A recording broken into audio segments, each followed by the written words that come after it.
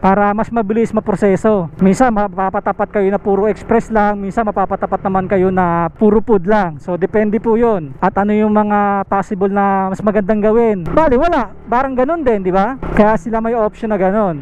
Sumaabot lang ng 1 day. Paano ba mag-apply kay Grab? Kung ano ba yung mga requirements na kailangan kay Grab.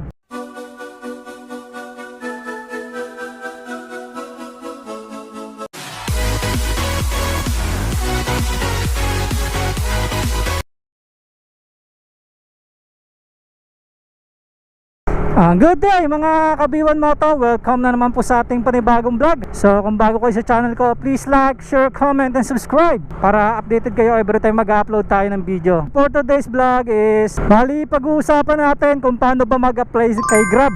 May mga nagtatanong sa akin, nagko-comment sa last vlog, paano daw yung mag-apply kay Grab. Bago ang lahat mga Kabiwan Moto, unang-una, meron dalawang klase ng application kay Grab. Isang online at isang walk-in. So unahin na natin yung online. Bali sa online mga Kabiwan Moto is pupunta lang kayo sa website ni Grab, yung www.grab registered yata yun. So papakita ko na lang, ilalagay ko sa description yung link, and pag-uusapan din natin kung ano ba yung mga requirements na kailangan kay Grab para makapag-apply kayo. Bali dun sa online application ni Grab, yun nga, pupunta kayo dun sa website ni Grab, and then magpipill up lang po kayo ron. Tapos mas maganda niya pag nagpill up kayo, may mga requirements na kayo. Yung mga requirements nyo is kailangan yung i-upload doon. Pag natapos nyo po yun is mag-verify na lang po si Grab sa inyo kung ano ng status. So yung iba sinasabi 2 to 3 days, pero may mga umabot ng 1 week. Yung iba minsan mas matagal pa. So depende po yun sa process ni Grab sa online. Kaya para sa akin, mas gugustuhin ko yung isang paraan ng pag-apply, which is yung walk-in. So bali ang walk-in mga Kabiwan Moto, obviously walk-in siya. So pupunta kayo sa Marikina Hub. So doon lang po yung applyan ng Grab, Papa Grab Food o Grab Express. So sa ngayon hindi ko po alam kung merong applyan ng Grab Food. Usually kasi ina-announce nila yan pag may Grab Food, o minsan hindi nila ina-announce yan. Saka depende po kasi yan sa lugar kung may mga available na food. Pwede naman kayo mag-inquire kung sakali para sigurado po tayo. And yung address nila is traceable naman po siya. Makikita nyo siya sa well, search nyo lang Grab Marikina Hub, yun po yung search nyo. So dire-diretso na po yun doon. So maganda niya pag papumunta po kayo doon is kompleto na po yung requirements ninyo. And kung sakaling wala pong available na Grab Food, ang mangyayari po niyan, mag-express po kayo. So depende po yan ha, depende po sa opening ni Grab yan. Hindi po pare-parehas na pagpumunta kayo. Pwede kayong magtanong kung kailan magiging available yung food ni Grab na service type, o didiretso nyo ng express. Depende po yan. Bago kayo mag-apply mga Kabiwan Moto, yung sinasabi ko sa inyo kanina, dapat kompleto na yung requirements nyo. Ano ba yung mga requirements ni Grab? Unang-una, syempre kailangan nyo ng motor. Ang nire-required ni Grab, at least 2010, o yung iba sinasabi 2006, pwede pa naman daw, pero hindi ko sure. Kasi ang alam ko kasi is 2010 ang required ni Grab pagdating sa motor.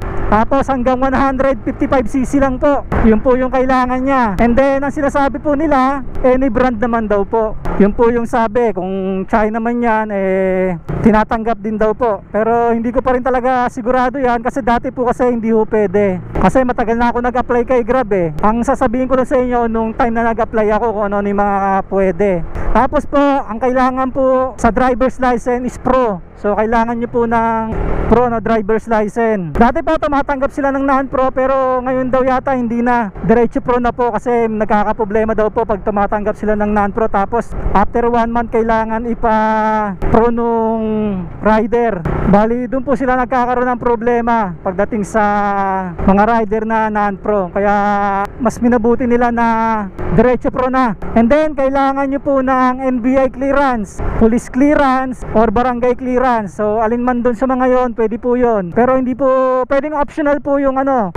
O pwede kayong mamili sa NBI tsaka police clearance, pero hindi pwede mawala isa doon sa dalawa. Tapos barangay clearance. And then after po nun, kailangan nyo po ng drug test. So importante po yung drug test na yon. Kailangan nyo po ng drug test, kailangan makapasa syempre kayo sa drug test. Yun lang naman yun. And then sa motor naman na kailangan nyo, o RCR, yun po yung kailangan natin mga requirements o RCR. And then kung hindi na sa inyo nakapangalan yung ORCR ninyo, gagawa po kayo ng authorization letter na pinapagamit po sa inyo nung may-ari o sa inyo na pinapagamit yung motor para ibiyahe kay Grab. So yun lang naman po yung mga kailangan.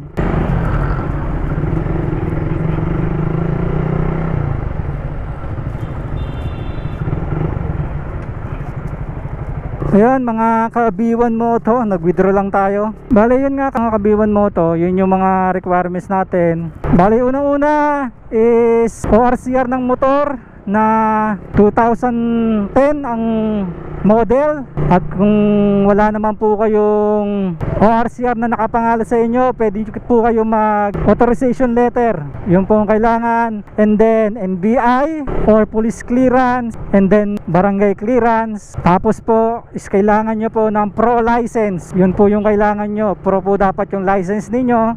And kailangan nyo mga ka-B1 Moto ng drug test. Yun ang pinaka-importante. Kailangan nyo po mag-drug test. Tapos kung sakali po na kompleto nyo na po yun, is pwede na kayo pumunta o pwede na kayo mag-apply online kay Grab.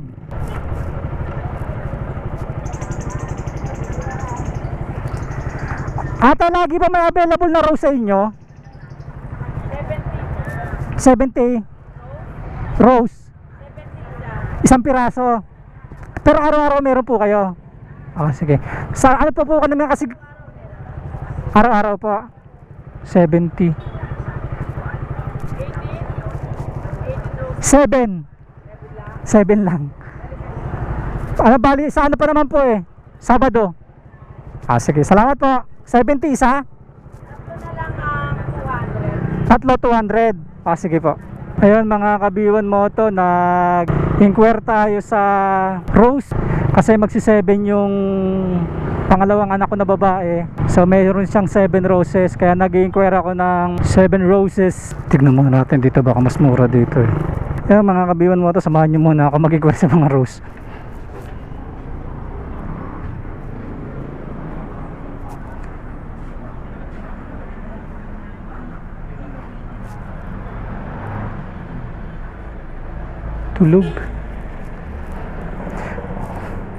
Tulog yung titinda. Huwag na tayo dyan, baka makastorbo tayo. 70. Di ba mahal yun mga ka-B1 Moto? Comment nga kayo kung mahal yun.